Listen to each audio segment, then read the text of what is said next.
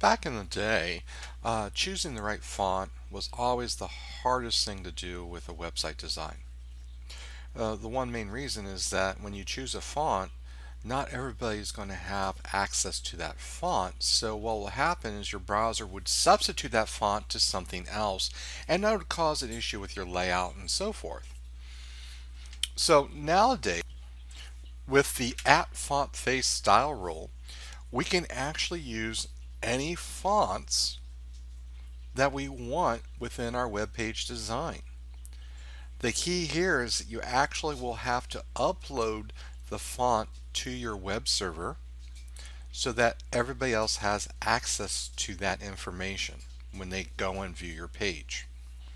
So the add font face allows you to basically go in, instead of using a simple web safe font, you can use a different font that you can download, or maybe it's one of those new fonts on your computer that Adobe has. You can utilize the at font face to be able to use that font. Now, for this to work, you have to declare the font family and the source. So what you do is you add in your style sheet, you add the option called at font hyphen face, and within curly braces, the font family, I named this as sport font. You can actually, it could be a generic name, because what you're going to do is anytime you want to use this font, you'll say, hey, use the font family called sport font, and it will look at your font face information to find it. Then you're going to put in the source, and in this case src colon URL, then in parentheses sports and the name. So OTF is standing for open type font. We also have true type fonts, there's different type of fonts out there. I just want to point out that I have the font right here in the main folder. So it's listed right here with all the other pages. Now the other aspect of this, a little tip, and this comes from W3 Schools. When you download the font, most of the time they're not when they come in, they come with a long name, and some will be uppercase letters and so forth. What I did with this one, this came in actually like it was a 5-worded font name, and so what I did is I went in and abbreviated it, and then I also went in and changed it to lowercase. So we find that uppercase letters can give, as they say here, unexpected results in Internet Explorer. Now IE is kind of going away in a sense, but it's something you have to pay attention to. So all I did was I renamed this so it's in lowercase. Okay, so you would just add this to your style sheet. So here I'm going to go into my style sheet. I'll put it right up here at the top. So I have the font family here and the source. Now the easy part of this is now you have to tell it what style what element you want to apply the new font to. So all I do here is I go in and I add font hyphen family colon sport font, and I'm going to have it added to the header section of our page. So I'm going to come down here to our header,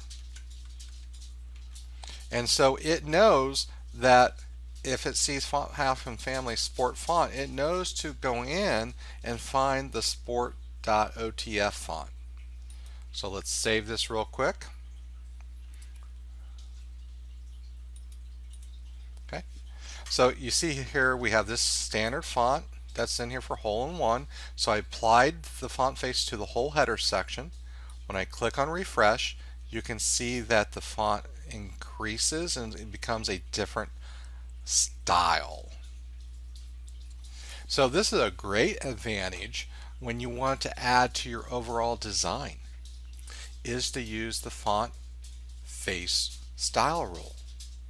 So you can go in and set up and download a variety of different fonts. Now there's a lot of websites out there that have fonts that you can actually go to. One of the ones I use is like dafont.com,